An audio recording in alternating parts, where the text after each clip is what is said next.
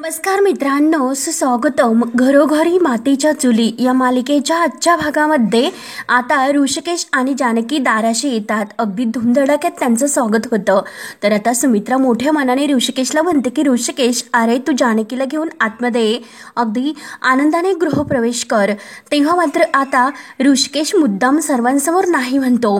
तेव्हा आता सर्वांना एक प्रकारचा धक्का बसतो की ऋषिकेश का असं म्हणला असेल. कारण नाही म्हटल्यानंतर आता एक असं वेगळाच जो काही प्रश्न आहे सर्वांच्या डोक्यात उभे राहतात. तेव्हा मात्र आता सर्वजण ऋषिकेश आणि जानकी यांच्याकडे पाहत असतात.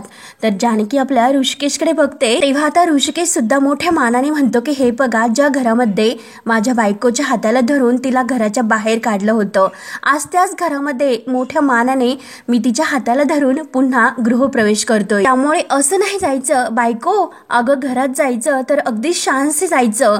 तेव्हा मात्र ऋषिकेश चक्क आपल्या जानकीला गृहप्रवेश करताना उचलून घेतो.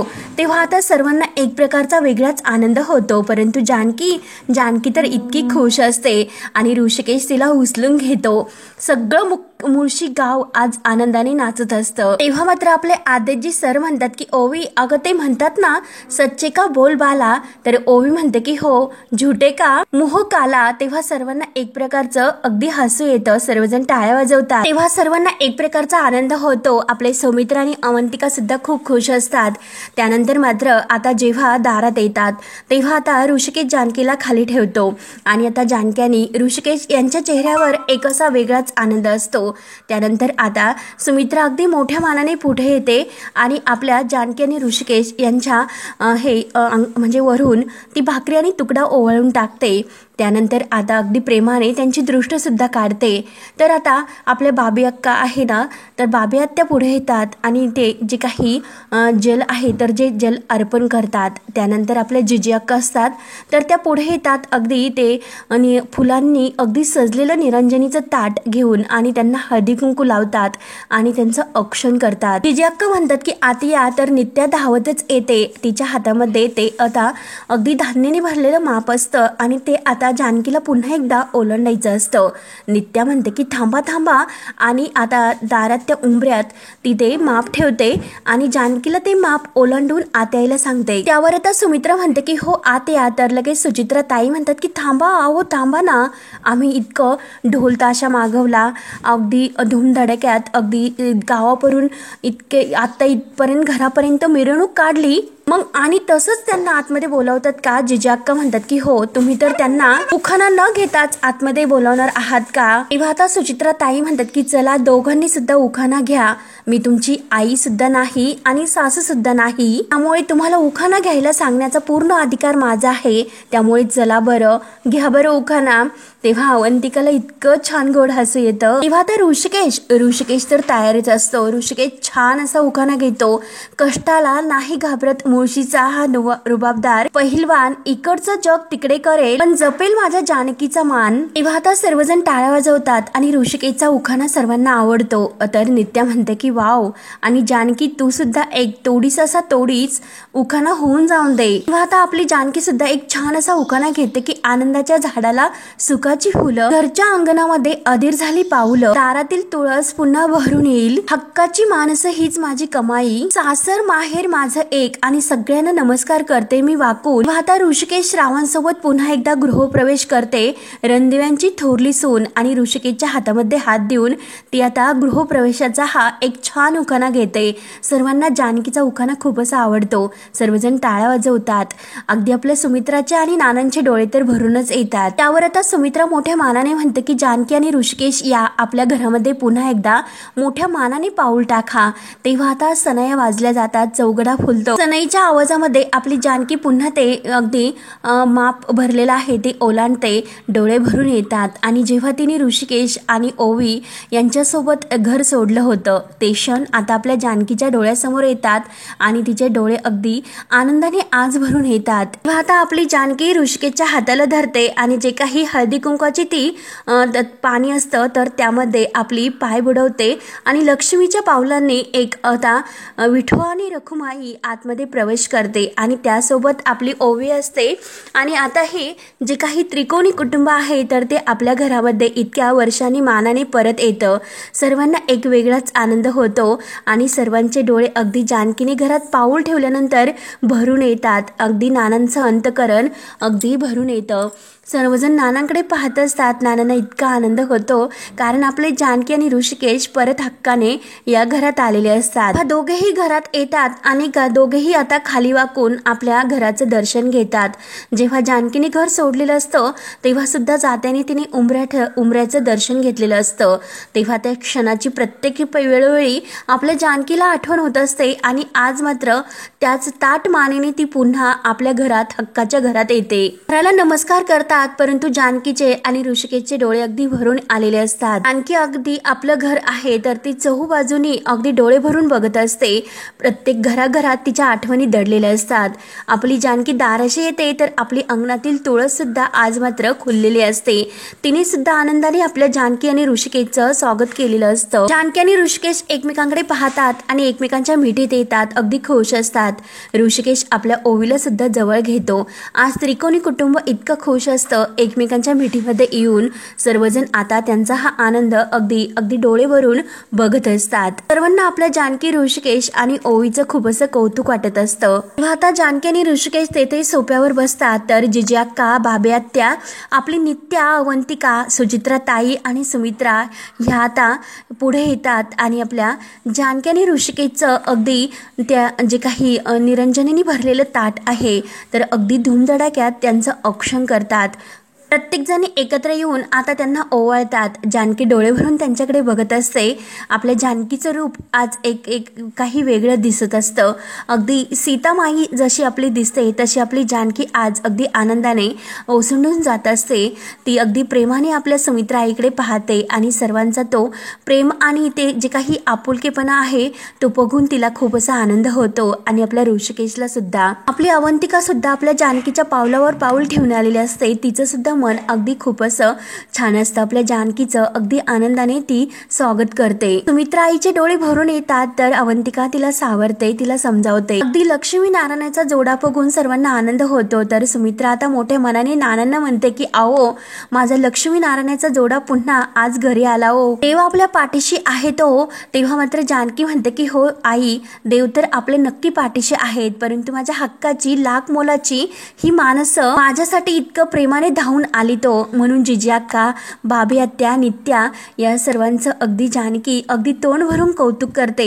त्यांचं सुद्धा ती स्वागत करते. ऋषिकेश माझं ऐकायला तयार नव्हते परंतु ह्या सगळ्यांनी मिळून आपल्या ऋषिकेशची समजूत काढली आणि सर्वजण अगदी ताट मानेने त्यांना या घरात घेऊन आले. त्यामुळे खरंच मी तुमचे उपकार कधीच विसरू शकत नाही. म्हणून जानकी त्यांचे खरंच आभार मानते. तर आता सुमित्रा सुद्धा म्हणते की हो, तुम्ही आज सगळेजण येथे आला, आम्हाला खरंच खूप बरं वाटलं. म्हणून सुमित्रा सुद्धा हात जोडून त्यांचे आभार मानते. तेव्हा आता सुचित्रा ताई म्हणतात की ताई, आभार मानून आम्हाला परकू नाही करायचं बरं का, पण एक गोष्ट, राग, रुसवे आणि जे काही मान अपमान यांना कायमचं पाहुणा म्हणून घरात ठेवून घ्यायचं नसतं. त्यांना घरात घेऊन ठेवू नका. आणि कसं आहे की आपली जीवा आणि भावाची माणसं, आपल्या हक्काची माणसं आपल्या बरोबर हवीत. आणि हे जर तुम्ही मान्य केलं तर कुठलंही आता तुटणारं घर हे आपण एकदा पुन्हा जोडू शकतो. तेव्हा आता जानकीचे डोळे भरून येतात. आणि हे बघा, जर कोणतंही घर असं तुटत असेल तर त्यांना जोडण्यासाठी आपण मदत करावी. आणि ते काय म्हणतात ना, घरोघरी मातीच्या चुली. तेव्हा जानकीच्या डोळ्यात खरंच आज आनंद अश्रू येतात. कारण इतक्या दिवसांनी जे काही तिचं घर तुटलेलं होतं ते आज मात्र अगदी प्रेमाने सगळ्यांच्या आशीर्वादाने पुन्हा एकदा जोडलं गेलेलं असतं. जिजी अक्का म्हणतात की हो ना, अगदी बरोबर बोललात ताई तुम्ही. कारण चुका ह्या कुणाकडून होत नसतात. अहो, माझ्याकडून सुद्धा चुका झाल्यात. माझ्या सुनेच्या, माझ्या लेकाच्या विरोधात मी गेलेले आहे परंतु मला माझी चूक कळली आहे. तशी आज तुम्हाला तुमची चूक कळली. म्हणजे सुमित्राला म्हणत असतात की हे बघा, मनातील फुल हे मातीत पडलं तर ते मळत नसतं. उलट चांगुलपणाच्या मातीचा सुगंध मनावर चढतो, बघतच राहा. त्यावर आता बाबी आत्या जानकीला म्हणतात की हे बघ जानकी, एक गोष्ट मात्र लक्षात ठेव, मनातील ह्या गोष्टी पटकन मिळत नसतात. हे बघ, दुःख आलं तर त्याच्या पाठोपाठ सुख हे येतच असतं. तेव्हा आता नित्या म्हणते की हे बघ त्या सुखामध्ये बिब्बा घालायला तुझ्या जावेसारखी म्हणजे ऐश्वर्यासारखी काही माणसं सुद्धा असतात, तसे आमच्याकडे शालिनी वहिनी होतात. तेव्हा आता आजीला ऐश्वर्याचं असं म्हटल्यानंतर लगेच राग येतो. लगेच ऐश्वर्याची बाजू घेते आणि काय बोलतेस तू असं नित्याला म्हणते. तेव्हा मात्र आता नित्या म्हणते की जे आहे तेच बोलत होते. आणि काय हो आजी, जे काही तुम्ही वर करत होता ते तुम्हाला कोणी करण्यासाठी सांगितलं होतं बरं? तेव्हा मात्र आजी लगेच आता तिची बोबडी वळते. मी ते आपलं मातीत कुंडी, आपली ती गुंडी कशात तरी काहीतरी माती. तेव्हा मात्र आता सुमित्रा म्हणते की आई अगं सोड तो प्रसंग, इतका सोन्यासारखा जो क्षण आहे त्याला आज गालबोट लागलं असतं. खरंच सांगते, अगदी मनापासून सांगते सर्वांना, तुम्ही सर्वजण आलात ना, खरंच खूप असं बरं वाटलं. म्हणून सुमित्रा पुन्हा एकदा सर्वांचे तोंड भरून कौतुक करून आभार म्हणते. त्यावर आता सुचित्रा ताई म्हणतात की हो, आम्हाला सुद्धा इतकं छान वाटलं, इतका आनंद वाटला, परंतु आता मात्र आम्ही तुमची रजा घेतोय. सुमित्रा ताई म्हणतात की नाही, असं कसं जाऊन देईल मी तुम्हाला, आता सर्वांनी मात्र जेवूनच जायचं. तर सुचित्रा ताई जिजाक्का म्हणतात की नाही आम्ही नंतर येऊच जेवणासाठी. तर सुचित्राताई जानकीला म्हणतात की जानकी अगं आता स्ट्रॉंग राहा. तेव्हा आता जानकी ही सुचित्राताई जिजाक्का यांच्या पाया पडते, आदेश सर यांच्या सुद्धा. तर आता सर्वांना म्हणजे ऋषिकेश आदेश सरांना प्रेमाची मिठी मारतो आणि आता सर्वजण आता निरोप घेऊन जायला निघतात. त्यानंतर आता इकडे मातीचे चेहरे मळलेले आहे ना हे दोन माकडं, तर त्यांची काय अवस्था होती, अगदी वेड्यासारखी दिसत असतात सर्व चेहऱ्याला आणि जे काही अंगाला माती लागलेली असते. सारंग तर आता ही आपली जी काही अवस्था आहे ती बघून ऐश्वर्याला म्हणतो की ऐश्वर्या अहो बघा ऐश्वर्या काय अवस्था झाली आपली, सगळ्या चेहऱ्याला माती लागली, अगदी तोंड काळे झाले आपले, एकदा लक्ष द्या बघा कुणाची माती झाली ते. असं म्हटल्यानंतर ऐश्वर्याला खूप राग येतो. ऐश्वर्या म्हणते की एक मिनिट, काय हो तुम्ही माझ्या कशाला चुका काढतात, हे जे काही झालं ना ते सगळं काही त्या आजीने केलं, मी कुठे काय केलं, काय करायचे होते आणि काय करायचे नाही हे सगळं काही करायचं सांगितलं होतं, परंतु माती खाणार नाही त्या आजी कुठल्या, चांगली संधी माझ्याकडे चालून आली होती परंतु ऐन वेळेस प्लॅन फसला. तेव्हा आता सारंग म्हणतो की हो प्लॅन तर तुमचा होता आणि शेवटी फसलाच ना तो. तर ऐश्वर्याला खूप राग येतो. ऐश्वर्या म्हणते की हो प्लॅन फसला, मग आता मी काय करायचं, आणि हे बघा माझा एक प्लॅन जरी फसला ना कधीही मी हार मारणार नाही हे लक्षात ठेवा. त्या जानकीची मी बरोबर जिरवणार आहे परंतु ते माझ्या स्टाईलने, आणि आता मला बघायचंच आहे ती काय करते. तर सारंग म्हणतो की हो बघा तिच्याकडे बघा, परंतु त्या अगोदर स्वतःकडे बघा की तुमची काय अवस्था झाली ते, म्हणजे तुमचा कसा अवतार झाला तो एकदा आंघोळ करून घ्या आणि व्यवस्थित व्हा. तेव्हा आता ऐश्वर्या लगेच रागाने म्हणते की तुम्ही मला हे शिकू नका, आणि स्वतःचं थोबड बघितलं का आरशामध्ये तुम्ही कसं दिसतात आणि मला शिकवतात, अगोदर तुम्ही जा आणि आंघोळ करा. तेव्हा आता सारंगला ऐश्वर्याचा खूप राग येतो, परंतु आता ऐश्वर्यापुढे त्याला तर काही पान सुद्धा हलत नसतं. त्यानंतर मात्र इकडे जानकी आणि ऋषिकेश घरामध्ये आल्यानंतर सुमित्राच्या पाया पडतात, तिचा आशीर्वाद घेतात. जर सुमित्रा तोड भरून त्यांना अगदी आशीर्वाद देते की सुखी राहा. त्यानंतर ऋषिकेश आणि जानकी जोडीने नानांच्या सुद्धा पाया पडतात. जानकी म्हणते की नाना नमस्कार करते. नाना सुद्धा अगदी आपल्या जानकी आणि ऋषिकेशला आशीर्वाद देतात. तेव्हा आता नाना हे देव असं म्हणत असतात, तर सर्वांना काहीच कळत नसतं की नक्की नाना काय म्हणतात. त्यावर आता जानकी विचारते की नाना काय झालं, अहो तुम्ही काय बोलतात, तुम्हाला बरं वाटत नाही का. तेव्हा आता नाना पुन्हा खुणवतात, ते काय म्हणतात ते खरंच काहीच कळत नाही. तर सुमित्राला कळतं. सुमित्रा म्हणते की अगं जानकी नाना म्हणतात की देवघरामध्ये जाऊन पाया पड. तेव्हा मात्र आता जानकी आणि ऋषिकेश अगदी घाईने आपल्या देवघरात येतात, परंतु त्यांचा जो काही वडिलोपार्जित देव्हारा असतो तो तेथे नसतो, तो आपल्या घरी असतो.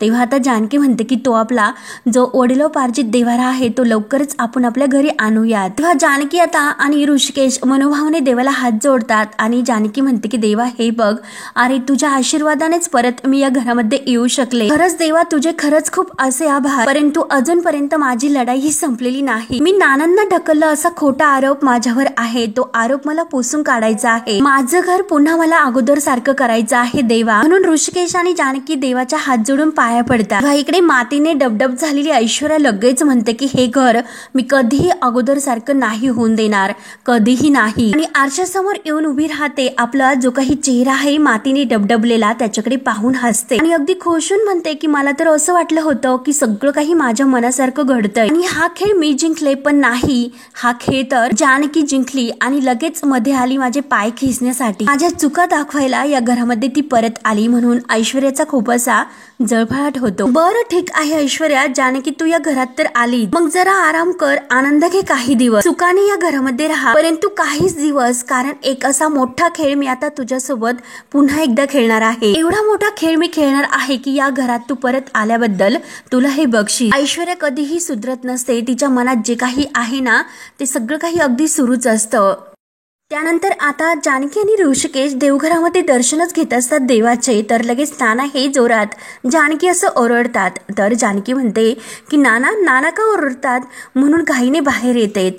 तेव्हा आता नाना हे सर्वांसमोर जानकीला काहीतरी खुणावत असतात. तेव्हा आता नानांच्या जीवाचा इतका आटापिटा सुरू असतो की नक्की त्यांना काहीतरी सांगायचं असतात. स्वतःला ते त्रास करून घेतात. जानकी म्हणते की नाना हो नक्की काय सांगायचं आहे तुम्हाला, तुम्ही काय इतका त्रास करून घेतात, देवघरात जायचं का तुम्हाला. जानकी आपल्या हाताने नानांचे पाय व्यवस्थित ते खुर्चीवर त्यांना बसवते, कारण नानांचा हात तोल जात असतो. जानकी आणि ऋषिकेश नानांना अगदी आपल्या देवघरात घेऊन येतात. तेव्हा दोघे आता एक एक हात धरून नानांचे हात देवासमोर जोडतात. तेव्हा नाना मात्र खूप असे रडत असतात. तेव्हा आता जानकी म्हणते की नाना हे काय, तुमच्या डोळ्यामध्ये पाणी, आपल्या हाताने ती नानांच्या डोळ्यामधील पाणी पुसते. त्यामुळे नाना आता बाद झालं, आता रडायचं नाही, आता लढायचं. तुम्ही लवकरच तुमच्या पायावर उभे राहता आणि स्वतः चालत तुम्ही देवाचं दर्शन घेण्यासाठी येता. नाना मी तुम्हाला उभं करेल आणि आपलं कोलमडलेलं घर आहे ते सुद्धा मी स्वतः उभं करेल. आपलं हरवलेलं सुख नाना मी शोधून काढेल, हा जानकीचा शब्द आहे. तेव्हा आता नानांना खूप असा आनंद होतो. त्यानंतर आपले गुलाबदादा गावातील जे काही आपले ऋषिकेशचे शेतकरी बांधव आहे तर ते आपलं ऋषिकेश आणि जानकीचं त्या घरातील सर्व काही सामान इकडे घेऊन येतात. बॅगा वगैरे पिशव्या आणि इकडे ठेवा असं जानकी त्यांना सांगत असते. गुलाबदादा म्हणतात की देवघर आतमध्ये घ्या, म्हणून आता सर्वांची सामान लावण्याची अगदी तयारी सुरू असते. आपल्या नानांना खूप असा आनंद होतो आणि ऋषिकेश अगदी मोठ्या मानाने आपल्या नानाकडे बघतो. सर्वांच्या चेहऱ्यावर आज आपले ऋषिकेश आणि जानकी घरी आल्यानंतर एक वेगळाच असा आनंद असतो. हा देवघर आत आणले जात असते तर जानकी म्हणते की सावकाश घेऊन या. जानकी खुशून नानांना म्हणते नाना अहो बघा ना आपलं देवघर घरी आलं. आज मात्र हा रणदिव्यांच्या आशीर्वाद बंगल्याचा जो काही हरवलेला आनंद आहे तर सर्व काही आनंद पुन्हा एकदा घरी येतो. आपल्या जानकी आणि ऋषिकेश सोबत गेलेला तो देवघर सुद्धा आज मोठ्या मानाने घरात आलेले असते. मित्रांनो आज ह्या रणदिव्यांच्या घरातील आनंद काही वेगळाच डोळ्यात दिपण्याजोगा असतो. आपले गुलाबदादा विचारतात की जानकीला वहिनी साहेब अहो हा देवारा कुठे ठेवायचा. तेव्हा आता जानकी म्हणते की हे बघा जे जिथे होतं ते पुन्हा तेथेच जायला हवं. म्हणजे गुलाबदादा अहो आपल्या देवघरात हो.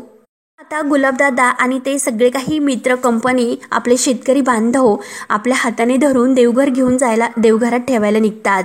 तेव्हा आता जानकी म्हणते की 1 मिनिट आणि सुमित्राला म्हणते की आई अहो आपल्या देवघरामुळे आज आपल्या घरावरचं हे संकट टळलं आणि बरं झालं आई तो देवघर आमच्या वाटेला आला होता. तेव्हा आता सुमित्रा विचारते की म्हणजे काय, तर जानकी म्हणते की आई हे बघा ना या देवघराला येथे एक लॉक आहे, म्हणून तो लॉक जानकी आता सर्वांना दाखवते आणि ह्या जे काही देवघराचं लॉकर आहे ना त्याचं कड ते जे काही नंबर आहे ना तो ऋषिकेशच्या हातात जे कड आहे ना त्यावर आहे. जानकी आता तो जे काही लॉकर आहे ते उघडून दाखवते आणि आई मला येथेच घराचे पेपर सापडले असे आनंदाने सांगते आणि आई आपलं घर वाचलं. त्यावर आता लगेच सुमित्रा खुशून म्हणते की अगो बाई खरंच की, आणि ती नानांना विचारते की म्हणूनच तुम्ही म्हणायचेत ना सारखं कड कड. तेव्हा नाना खुशून हो असं म्हणून मान डोलावतात. त्यावर आता आपलं सुमित्रा खुशून म्हणतो की हो ना आता सगळं काही अगदी पहिल्यासारखं वाटतं. घरामध्ये आपले दादा आणि वहिनी आलेत, घरात आपला देवारा आला. काही कायम लुटुपुटू करणारी ऐश्वर्याची चमची आजी म्हणते की हो ना ऐश्वर्याने तर घरात देवारा आणला होता संगमरवरचा, आता त्या संगमरवरी देवाऱ्याचं काय करायचं, आता हा जुना देवारा कशाला, तो तर आणला होता ना तिने. तेव्हा आता सुमित्रा म्हणते की आई अगं तू असं काय म्हणते, हा आपला पिढीजात देवारा आहे, वर्षानुवर्षे आपले देव याच देवघरात राहिले आणि आज या देवाऱ्यामुळे आपलं घर सुद्धा वाचलं. तेव्हा आता जानकी आईंना विचारते की आई देवघरात दिवा लावू ना. तेव्हा आता देवघर अगदी सांभाळून व्यवस्थित देवघरामध्ये ठेवायला सर्वजण आता घेऊन जात असतात. तेव्हा आता ऋषिकेश आपल्या बॅग उचलतो आणि म्हणतो की देवाऱ्याला तर जागा मिळाली, परंतु आम्ही मात्र आता कुठे राहायचं आहे. तर सौमित्र म्हणतो की तुम्ही तुमच्याच रूममध्ये. म्हणून अवंतिका आणि सौमित्र पुढे येतात. आपल्या ऋषिकेश दादाच्या हातातील बॅगा घेतात आणि सौमित्र मोठ्या मानाने म्हणतो की हे बघ ना दादा, अरे आत्ताच वहिनी म्हणाली की जे जिथे होतं ते तेथेच त्याच्या जागी जायला हवं. त्यावर आता जानकी म्हणते की अहो सौमित्र भाऊजी, परंतु आमच्या खोलीमध्ये तुम्ही आणि अवंतिका राहतात ना. तेव्हा आता अवंतिका म्हणते की वहिनी राहत होतो, परंतु आता मात्र आम्ही आमचं सगळं काही सामान गेस्ट रूम मध्ये शिफ्ट केलं, त्यामुळे तिघेही तुम्ही मात्र निवांत त्या खोलीमध्ये राहू शकता. तेव्हा आता लगेच जानकी म्हणते की काय तुम्ही गेस्ट रूम मध्ये राहणार, मग माझ्या खोलीमध्ये मला निवांत झोप लागेल का, असे वाटते का तुम्हाला? काय हो भाऊजी, आणि तसंही गेस्ट रूम मध्ये एसी नाही आणि माझ्या धाकट्या जाऊबाईंचं म्हणजे अवंतिकाचं डोकं किती गरम आहे भाऊजी, तुम्हाला माहिती नाही का हे, हो की नाही आई? तेव्हा आता लगेच अवंतिकाला हसायला येतं. अवंतिका म्हणते की वहिनी, तर जानकी म्हणते की अगं अवंतिका गंमत केली आणि नाही ते काही नाही, मी तुम्हाला गेस्ट रूम मध्ये नाही राहून देणार. तेव्हा आता सौमित्र म्हणतो की वहिनी अगं आमच्या रूम मध्ये ऐश्वर्या आणि सारंग राहतात. तर जानकी म्हणते की हो ते त्यांच्या खोलीमध्ये राहतील. तर लगेच आता सौमित्र म्हणतो की वहिनी अगं कशाला, त्याची काही गरज नाही. तेव्हा जानकी म्हणते की हे बघा वकील साहेब, आपल्या हक्कासाठी नेहमी रडायचं नाही तर हे कोण म्हणत असतं, तुम्हीच ना. आणि मी तर नेहमीच म्हणत असते की जे जिथे होतं असं जानकीला म्हणायचं असतं. तोच लगेच अवंतिका म्हणते हो वहिनी, जे जेथे होतं ते तेथेच राहायला हवं. आजी मात्र अगदी तोंड वाकडं करून या दोघींचं बोलणं ऐकत असते. सुमित्राला सुद्धा खूप आनंद होतो, ती सुद्धा हसते. तर जानकी म्हणते की हे बघा सौमित्र भाऊजी आणि अवंतिका, रूम मधून तुम्ही नाही बाहेर जाणार, जे बाहेर जाणार ना ते आहेत ऐश्वर्या आणि सारंग भाऊजी. हो मात्र आता सर्वांना तर आनंद होतो, परंतु आजीचा तोरा लगेच इकडे ऐश्वर्या आणि सारंगला हे सर्व सांगायला येतात. गुंडे अगं ऐकून घे ना माझं.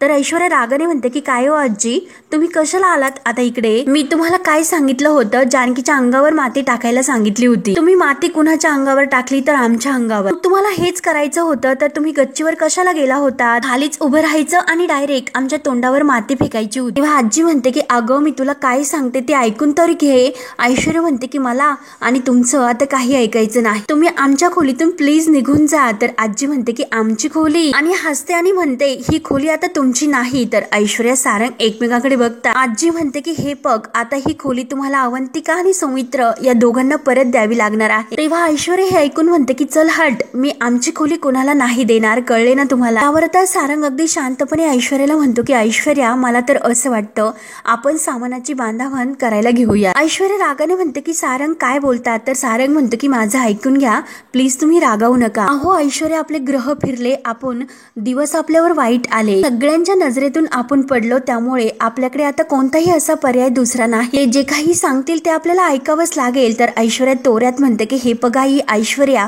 कधीही कुणाचं ऐकत नसते, या खोलीतून मी काय माझी सावली सुद्धा बाहेर पडणार नाही, आणि मला सुद्धा आता बघायचंच आहे की या खोलीतून मला बाहेर कोण काढतं, येऊन द्या मी बघते. सारंग म्हणतो की ऐश्वर्या ऐकून घ्या. तोच लगेच जानकी दरवाजात येते. दरवाजा वाजवत म्हणते की ऐश्वर्या दार उघड. ऐश्वर्या म्हणते की हे बघा सारंग, दरवाजा उघडायचा नाही, मी सांगून ठेवते. सारंग अगदी शांतपणे ऐश्वर्याला म्हणतो की हे बघा ऐश्वर्या ऐकून घ्या, मी दरवाजा उघड. सारंग काही ऐकत नाही आणि शेवटी तो दरवाजा उघडायला जातो. तर ऐश्वर्या भयंकर चिडते की खरंच काय बावळट माणूस आहे, मी याला सांगितलं की दरवाजा उघडायचा नाही म्हणून. सारंग दरवाजा उघडतो. तोच लगेच आता जानकी, अवंतिका आणि सौमित्र आत येतात. त्यानंतर आजीला सुद्धा तेथे पाहून त्यांना आता तिघांना हसायला येतं. तर आता लगेच सौमित्र म्हणतो की अरे सगळेजण तर येथेच जमलेले आहेत, नक्की काहीतरी असं प्लॅनिंग सुरू असेल. तेव्हा अवंतिका म्हणते की सौमित्र अरे या खोलीमध्ये फक्त गॉसिप होत नाही तर बऱ्याच काही गोष्टीचं प्लॅनिंग होत, म्हणजे त्यांचे वोट आता आजीकडे असते. तर सौमित्र म्हणतो की हो ना, आजीकडून तर कळलेलंच असेल, परंतु आता मात्र थेट जानकी बहिणीच्या तोंडातून ऐका. तेव्हा जानकी म्हणते की सारंग भाऊजी हे बघा, ही खोली सौमित्र भाऊजी आणि अवंतिका या दोघांची आहे, त्यामुळे लवकरात लवकर तुम्ही तुमचं सामान घेऊन दुसऱ्या तिकडे गेस्ट रूम मध्ये शिफ्ट व्हा. असं म्हटल्यानंतर ऐश्वर्या लगेच जोरात अगदी लचक भरण्याचं नाटक करते. आई ग आई, आणि जोरजोराने ओरडायला सुरुवात करते की पाठीत कळ आली सारंग, अहो पाठीत कळ आली. तेव्हा सारंग आणि आजी ऐश्वर्याला धरतात आणि अगदी बेडवर मस्त बसवतात. ऐश्वर्याचं नाटक सुरू असतं. तर जानकी अवंतिका यांना हसायला येतं. तर अवंतिका तिची मस्त स्टाईल करून सोंग आणते. जानकी मात्र आता मुद्दाम अवंतिकाला खुणावते अगदी शांत राहायला. तेव्हा जानकी म्हणते की काय ग अचानक पाठीमध्ये अशी उसण भरली का? ऐश्वर्या म्हणते की अचानक काय झालं कळ आली, खरंच माहितीच नाही. आणि काय ग असं कसं एकदम अचानकच तुझ्या बाबतीत सगळं काही घडत असतं ग. तेव्हा आता लगेच आजी म्हणते की अगं अचानक काय 2 दिवस झाले तिची पाठ दुखते आणि तुला काय काय माहिती आहे, तू तर आता आलीस हो की नाही सारंग. तर सारंग लगेच त्यांच्याकडे बघत म्हणतो की हो की नाहीतर काय. तर ऐश्वर्या पुन्हा जोरात किंचाळते. नाटक तर करण्यामध्ये ऐश्वर्या ही एकच नंबर असते. तर अवंतिका सौमित्रला हसून म्हणते की एक मस्त हिला धपाटा दिला तर हिची पाठ अगदी लवकरच सरळ होऊन जाईल. ऐश्वर्या सारंगला म्हणते की अहो या कंडिशन मध्ये मला उभं नाही राहता येणार, मग आपण हे सगळं काही सामान कसं तिकडे रूम मध्ये शिफ्ट करायचं हो, मला स्वतःला हालता येत नाही, मग हे सगळं सामान मी कसं बाहेर शिफ्ट करू. तेव्हा आता सारंग म्हणतो की ऐश्वर्या अहो तुम्ही नका काळजी करू, तुम्ही फक्त इथे बसून राहा. तेव्हा सौमित्र मुद्दा म्हणतो की जानकी वहिनी अगं मला काय वाटतं की त्यांना याच रूम मध्ये राहून दे. तर जानकी म्हणते की हो ना सौमित्र भाऊजी तुम्ही अगदी बरोबर बोलता, त्यांना फक्त 2 दिवसासाठी या खोलीमध्ये राहून द्या, त्यानंतर 2 दिवसानंतर तुम्हाला स्वतःहून येथून शिफ्ट तर व्हावंच लागेल. आणि काय ग ऐश्वर्या तुझी पाठ दुखते ना, मग सारंग भाऊजी लवकरात लवकर तुम्ही तिच्यासाठी स्ट्रॉंग असं औषध मागवा. तेव्हा सारंग म्हणतो की कशासाठी. तर जानकी हसून म्हणते की कशासाठी काय. तेव्हा जानकी ऐश्वर्या जवळ येते आणि तिला हात लावून म्हणते की अजून तर बऱ्याच गोष्टी बाकी आहेत, बरेचसे हिशोब हे चुकते करायचे, म्हणून चांगलं स्ट्रॉंग असं औषध मागवा. आणि तिच्या अंगावर मुद्दाम कपडा ती शाल टाकते. ऐश्वर्या आता बघूनच असते. आणि आता चौघे त्या रूम मधून निघून जातात. त्यानंतर आता संध्याकाळ होते. जानकी आणि ऋषिकेश आपल्या रूम मध्ये येतात. आपलं सर्व काही सामान व्यवस्थित लावतात. तेव्हा सामान लावत असताना कपडे लावत असताना ऋषिकेशला जेव्हा घर सोडलं होतं रागाने त्याने आपली बॅग भरली होती, हे सर्व त्याला क्षण आठवण डोळ्यासमोर येतात.